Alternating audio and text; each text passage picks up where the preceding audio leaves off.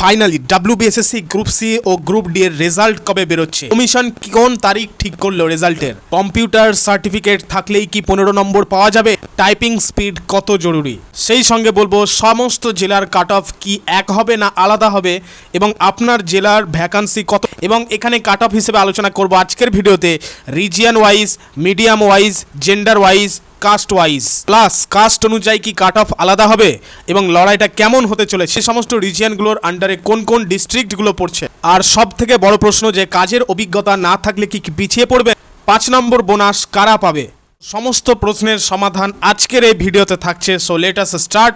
সব থেকে প্রথমে বলবো অবশ্যই কিন্তু লাইক করে দিও আজকের এই গুরুত্বপূর্ণ ভিডিওটাকে, প্রত্যেকে কিন্তু লাইক করে দিও এবং সাবস্ক্রাইব করে নাও, পাশে বেল আইকন প্রেস করে নাও, যে কোনো চাকরি সংক্রান্ত গুরুত্বপূর্ণ আপডেটস তোমাদের ফোনে সর্বপ্রথম পৌঁছে যাবে। So let us start. দেখো WBSSC গ্রুপ সি এর ক্ষেত্রে আমি প্রথমে শুরু করব এবং গ্রুপ ডি এরও কথা বলছি। দেখো যে গ্রুপ সি এর ক্ষেত্রে কি হচ্ছে, পরীক্ষার যে ধাপগুলো রয়েছে অর্থাৎ সিলেকশন প্রসেস যেটা রয়েছে এবং মার্কস ডিস্ট্রিবিউশন সবগুলোই কিন্তু জানবো, ঠিক আছে? একদম ধৈর্য সহকারে, মনোযোগ সহকারে কিন্তু দেখে নাও। দেখো যে আমাদের অলরেডি কিন্তু রিটেন এক্সামিনেশান ওভার হয়ে গিয়েছে, আমরা প্রত্যেকেই দিয়েছি রিটেন এক্সামিনেশান। সো এইবার যেটা আছে সেটা হচ্ছে টাইপিং টেস্ট প্লাস হচ্ছে ইন্টারভিউ। ভালো করে দেখো, টাইপিং টেস্ট আর হচ্ছে ইন্টারভিউ, ঠিক আছে? অলরেডি কিন্তু আমাদের রিটেন এক্সামিনেশান ওভার হয়ে গেছে এবং এখন যেটা পড়ে রয়েছে সেটা হচ্ছে ইন্টারভিউ অ্যান্ড টাইপিং টেস্ট, ঠিক আছে? এবং ইন্টারভিউ, ওরাল ইন্টারভিউ যেটা হচ্ছে 10 মার্কের, ঠিক আছে? 10 মার্কের ইন্টারভিউ। তো এখানে তোমাদের বলে রাখি যেটা আছে অ্যাকাডেমিক কোয়ালিফিকেশান এবং তাতে কত মার্কস আসবে সে বিষয় নিয়েও কিন্তু বলছি। সো আমাদের ফোকাস করতে হবে এখন রেজাল্টের ওপর, কাট অফের ওপর, সিলেকশন ক্রাইটেরিয়া যেগুলো রয়েছে, ইন্টারভিউ প্লাস হচ্ছে যেটা হচ্ছে টাইপিং টেস্ট। দেখতে পাচ্ছ গ্রুপ সি ক্যান্ডিডেটসদের ক্ষেত্রে বলছি, গ্রুপ ডি এর ক্ষেত্রে আমি বলছি, গ্রুপ সি এর ক্যান্ডিডেটসদের ক্ষেত্রে বলছি, গ্রুপ ডি এর ছাত্রছাত্রীদের ক্ষেত্রেও কিন্তু সমান গুরুত্বপূর্ণ এই ভিডিওটা। দেখো এখানে যারা অ্যাকাডেমিক স্কোর করেছে গ্রুপ সি এবং গ্রুপ ডি উভয় ক্যান্ডিডেটসদেরকে বলছি, অ্যাকাডেমিক স্কোরের কিন্তু মার্কস কিভাবে তোমাদের আসবে সেটা নিয়ে আমি আরেকটু পরে বলছি। কিন্তু দেখো গ্রুপ সি এর যারা ক্যান্ডিডেটস রয়েছে তাদের কিন্তু appearance before the interview board is compulsory. Academic qualification যাদের মাধ্যমিক বা ম্যাট্রিকুলেশান রয়েছে, মাধ্যমিক, ঠিক আছে, স্কুল ফাইনাল যেটা মাধ্যমিক, তো 10 মার্কের মধ্যে আমি প্রিভিয়াসের ক্লাসেও তোমাদের বলেছি এই বিষয়টি, যাদের ভালো করে দেখে নাও, যাদের ফার্স্ট ডিভিশন রয়েছে, ঠিক আছে, যাদের ফার্স্ট ডিভিশন রয়েছে তারা কিন্তু এখানে 10-এ 10 পেয়ে যাবে, ঠিক আছে? যাদের সেকেন্ড ডিভিশন রয়েছে তারা পাবে 10-এর মধ্যে 8, ঠিক আছে? যারা আদার্স যে সমস্ত ডিভিশন বা ক্লাসগুলো রয়েছে থার্ড ডিভিশন তারা পেয়ে যাচ্ছ 6 মার্ক, ঠিক আছে? এইভাবে কিন্তু স্কোর কিন্তু দেওয়া হবে, ঠিক আছে? ক্লিয়ার?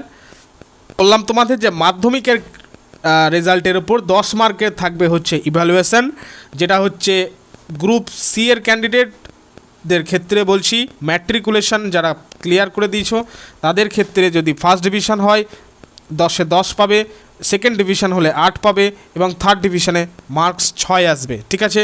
নেক্সট যে বিষয়গুলো তোমরা দেখতে পাচ্ছ on screen, very important chapter পরীক্ষার রিক্রুটমেন্ট প্রসেসের, সেটা হচ্ছে কম্পিউটার প্রফিসিয়েন্সি টেস্ট, ঠিক আছে? কম্পিউটার প্রফিসিয়েন্সি টেস্ট এবং গ্রুপ সি ক্যান্ডিডেটসদের ক্ষেত্রে কিন্তু ভেরি ইম্পর্টেন্ট এটাই।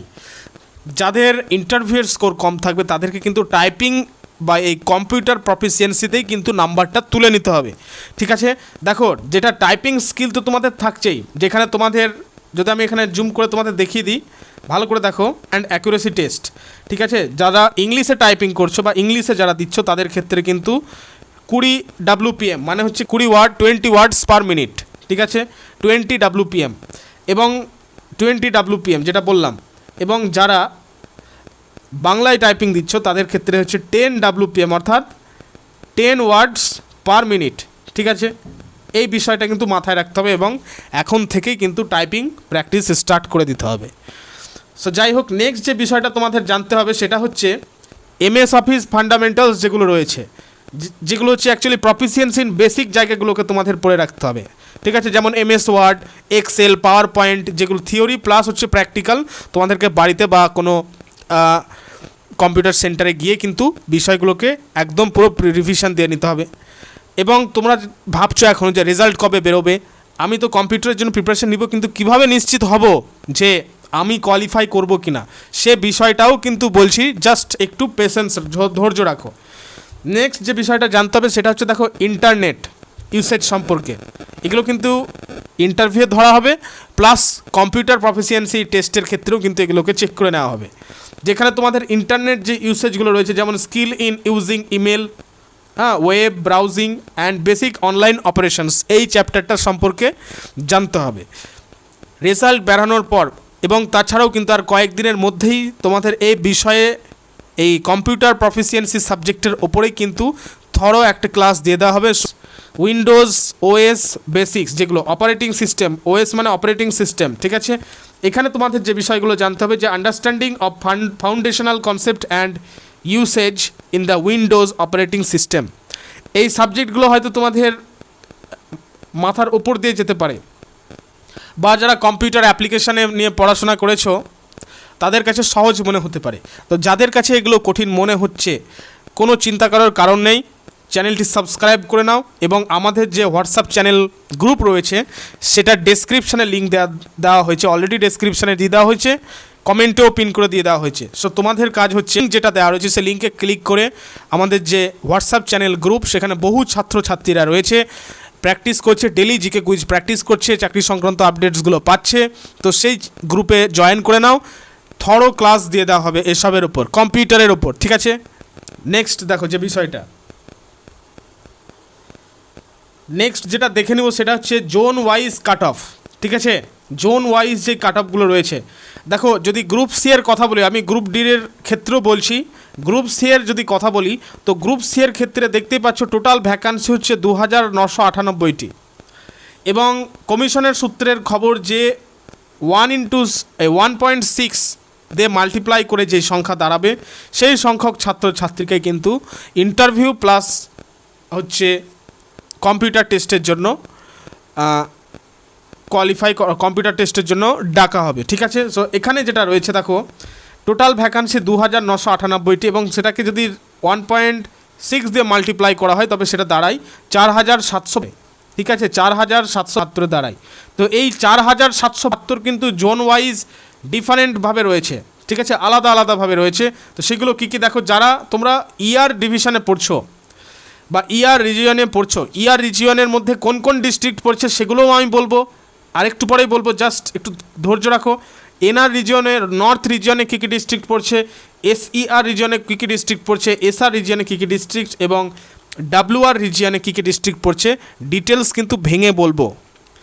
প্রথমে দেখে নাও যারা ইয়ার জোনের ক্যাটাগরির মধ্যে রয়েছে বা ইয়ার জোনে বসবাস করছো তাদের ক্ষেত্রে কিন্তু এখানে কাট অফ পয়েন্ট দেখতে পাচ্ছ তোমরা 1147, অর্থাৎ ভ্যাকান্সি যেটা রয়েছে সেটা হচ্ছে 717টি ইয়ার জোনের ক্ষেত্রে, এবং সেটাকে যদি মাল্টিপ্লাই করা হয় কমিশনের খবর অনুযায়ী 1.6 দিয়ে, তবে সেই সংখ্যাটা দাঁড়ায় 11,047 জনকে। এনআর রিজিয়নের ক্ষেত্রে 984টা ভ্যাকান্সি রয়েছে, ভ্যাকান্সি বলতে কি ভ্যাকান্সি রয়েছে 615টি, এবং সেটাকে মাল্টিপ্লাই করলে এই সংখ্যক পরীক্ষার্থী বা ক্যান্ডিডেটসের নাম কিন্তু থাকবে লিস্টে। নেক্সট যেটা দেখতে পাচ্ছ যেটা হচ্ছে এসইআর রিজিয়ন, ঠিক আছে। এসইআর রিজিয়নের মধ্যে কোন কোন ডিস্ট্রিক্ট পড়ছে আমি বলবো, এক্ষুনি বলবো। দেখো 443টি ভ্যাকান্সি রয়েছে এসইআর রিজিয়নে, এবং 1.6 দিয়ে যদি মাল্টিপ্লাই করা হয় তখন ক্যান্ডিডেটসের সংখ্যাটা আসে 708টি, ঠিক আছে। এসইআর রিজিয়ন যেটা রয়েছে দেখে নাও 785, এবং ডাব্লিউআর রিজিয়ন হচ্ছে 1156। সব থেকে বেশি কিন্তু থাকছে ভ্যাকান্সি যেটা রয়েছে সেটা হচ্ছে ডাব্লিউআর রিজিয়ন। ডাব্লিউআর রিজিয়নে কি কোন কোন ডিস্ট্রিক্ট পড়ছে সেটা এবার জেনে নিই। সো প্রত্যেককে বলবো, ভেরি ইম্পর্ট্যান্ট কিন্তু আপডেট শেয়ার করলাম তোমাদের সঙ্গে, প্রত্যেকে কিন্তু লাইক করে দিবে, ঠিক আছে, লাইক করে দিবে প্রত্যেকে, এবং লাইকের পর কিন্তু হাইপ করে দিও, প্রত্যেকে কিন্তু হাইপ করবে এবং শেয়ার করে দাও, এবং বন্ধুদের কাছে কিন্তু এই গুরুত্বপূর্ণ আপডেটটা অবশ্যই শেয়ার করে দাও, ভেরি ইম্পর্ট্যান্ট একটি আপডেট, ঠিক আছে। গ্রুপে তোমাদের শেয়ার করে দাও, সাবস্ক্রাইব করে নিও। নতুন ক্যান্ডিডেটসদের বলবো, আবার বলবো যে সাবস্ক্রাইব করে নাও এবং পাশের বেল আইকন হিট করে দাও। সো নেক্সট দেখে নাও। আচ্ছা, আর একটা বিষয় যেটা দেখে নেওয়ার প্রয়োজন, সেটা হচ্ছে গ্রুপ ডি এর ক্ষেত্রে কোন মানে ভ্যাকান্সিগুলো কীভাবে ডিভিশন হচ্ছে, ভাগ হচ্ছে গ্রুপ ডি এর ক্ষেত্রে। ঠিক আছে, গ্রুপ ডি এর ক্ষেত্রে দেখো, গ্রুপ ডি এর ক্ষেত্রে টোটাল ভ্যাকান্সি হচ্ছে 8,782টি। ঠিক আছে, 8,782-র মধ্যে ভাগ হচ্ছে ইয়ার রিজিয়নের ভ্যাকান্সি হচ্ছে 995টি, যেটাকে মাল্টিপ্লাই করার পর দাঁড়ায় হচ্ছে 1592। এইভাবে এনআর রিজিয়নে হচ্ছে 2571, অর্থাৎ 1607টি ভ্যাকান্সি রয়েছে। তারপরে হচ্ছে এসইআর রিজিয়নে হচ্ছে 854 দাঁড়ায়। ডাব্লিউআর রিজিয়নে কিন্তু বেশি দেখতে পাচ্ছ, সেটা হচ্ছে 2676, অর্থাৎ এখানে টোটাল ভ্যাকান্সি রয়েছে 1673। ঠিক আছে, ডাব্লিউআর রিজিয়নে কিন্তু ভ্যাকান্সিটা সবসময় বেশি আছে। তো কোন ডিস্ট্রিক্টগুলো পড়ছে আমি অবশ্যই শেয়ার করব তোমাদেরকে।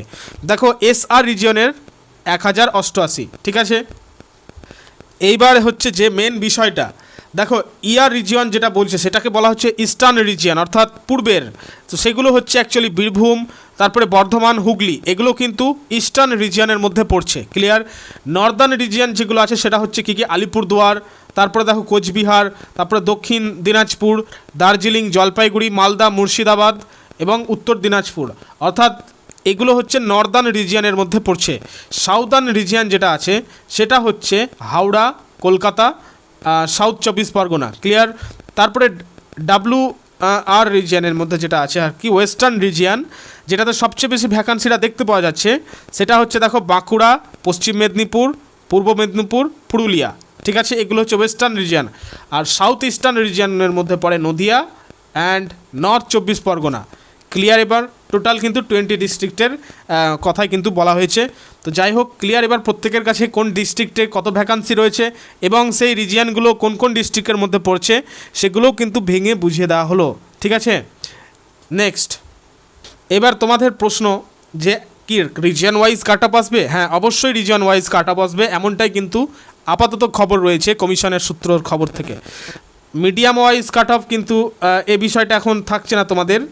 হ্যাঁ, তো জেন্ডার ওয়াইজ কাট অফ কিন্তু কোনোভাবে থাকবে জেন্ডার ওয়াইজ কাট অফও থাকছে তোমাদের, অবশ্যই জেন্ডার ওয়াইজ কাট অফ থাকবে। কাস্ট ওয়াইজও কাট অফ কিন্তু থাকবে। সবারই কাস্টের ক্ষেত্রে তো সব কাস্টের ক্ষেত্রে একই কাট অফ সমান হওয়া সম্ভব নয়, আলাদা আলাদা কাট অফ নির্ধারণ করা হবে। ঠিক আছে, নেক্সট যে বিষয়টা সবচেয়ে বেশি গুরুত্বপূর্ণ, দেখো যে ডাব্লিউবিএসএসসি গ্রুপ সি এর এক্সাম হয়েছে 1 মার্চ এবং গ্রুপ ডি এর এক্সাম হয়েছে 8 মার্চ। আনসার কিও আমাদের কাছে চলে এসেছে 2 এপ্রিল। তো এবার রেজাল্ট কবে আসবে? অনেকে বলছে এপ্রিলে, 2 এপ্রিল তো চলে এলো, আনসার কি তার মানে মে মাসেই বেরিয়ে যাচ্ছে রেজাল্ট, এমনটা অনেকে বলছে। কিন্তু এটা কিন্তু নয়, মে মাসে কিন্তু আসবে না, যেহেতু নির্বাচন প্রক্রিয়াগুলো চলছে। তো সেই কারণে কিন্তু এটা ডিলে হয়ে জুন জুলাইয়ের মধ্যে কিন্তু তোমাদের চলে আসবে। জুন জুলাইয়ের মধ্যে রেজাল্ট তোমরা দেখতে পাবে। আশা করা যাচ্ছে 90% বলাই যায় যে জুন জুলাইয়ের মধ্যে কিন্তু রেজাল্ট আসার বা ফলাফল প্রকাশ হওয়ার সম্ভাবনা সবচেয়ে বেশি। ঠিক আছে, এবং রেজাল্ট পাবলিশ করা হবে কোন ওয়েবসাইটে?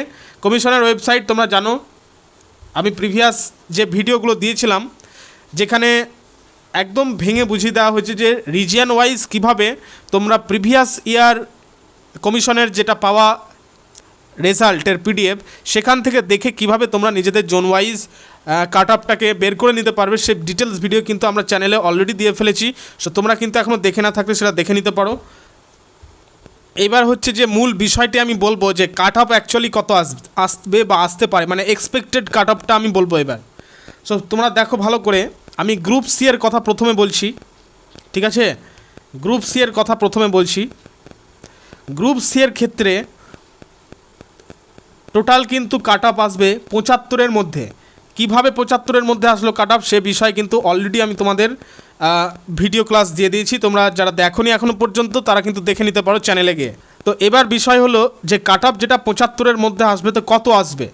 দেখো, যারা ইউআর ক্যাটাগরির মধ্যে পড়ছো, ইউআর ক্যাটাগরির ক্ষেত্রে কাট অফ আসার এক্সপেক্টেড বলাই যায়, এক্সপেক্টেড কাট অফ সেটা হচ্ছে কত? সেটা হচ্ছে 65। ঠিক আছে, 65 আউট অফ 75-এর মধ্যে 65 কাট অফ আসার চান্স কিন্তু রয়েছে।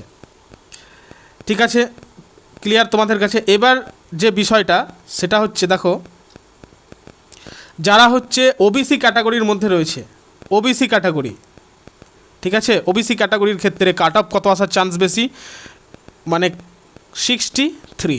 আউট অফ 75, অর্থাৎ 75-এর মধ্যে 63 কিন্তু কাট অফ আসার চান্স সবচেয়ে বেশি। ঠিক আছে, এই বিষয়টা ক্লিয়ার। মানে ইউআরের ক্ষেত্রে অর্থাৎ জেনারেলের ক্ষেত্রে কিন্তু কাট অফ আসার চান্স হচ্ছে 65 এবং ওবিসিদের ক্ষেত্রে 63।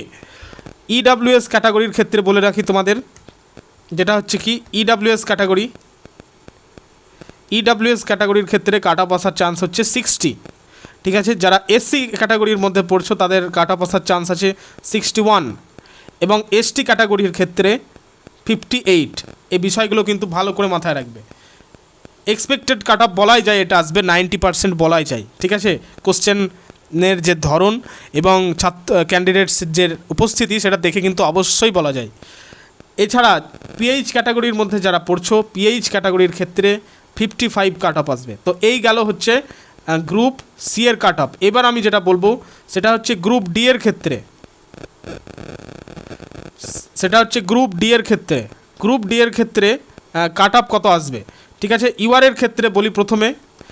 আচ্ছা, তার আগে বলি যে অল টোটাল কতর মধ্যে কাট অফ আসবে। 45 এর ভাগ কী রয়েছে সেটাও কিন্তু আমি প্রিভিয়াস ক্লাসে বা প্রিভিয়াস যে ভিডিওটা দিয়েছিলাম সেটা ক্লিয়ার একদম বলে দিয়েছিলাম, বা সেটা নিয়ে আর বেশি বলছি না। দেখো ইউআরের ক্ষেত্রে যেটা কাট অফ আসবে সেটা হচ্ছে 35 আসার চান্স বেশি এক্সপেক্টেড।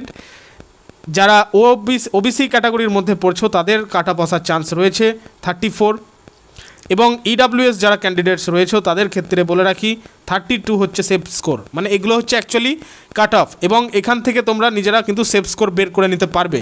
কিভাবে বের করবে আমি কিন্তু প্রিভিয়াস ভিডিওতে অলরেডি বলে দিয়েছি তোমাদের। ঠিক আছে, নেক্সট দেখো যারা রয়েছে এসসি ক্যাটাগরির ক্ষেত্রে বলে রাখি এসসি ক্যাটাগরির ক্ষেত্রে হচ্ছে কাট অফ হতে পারে 32, এসটিদের ক্ষেত্রে হচ্ছে 29 অ্যান্ড পিএইচ ক্যান্ডিডেটস যারা রয়েছে তাদের ক্ষেত্রে কাট অফ আসার চান্স রয়েছে 22।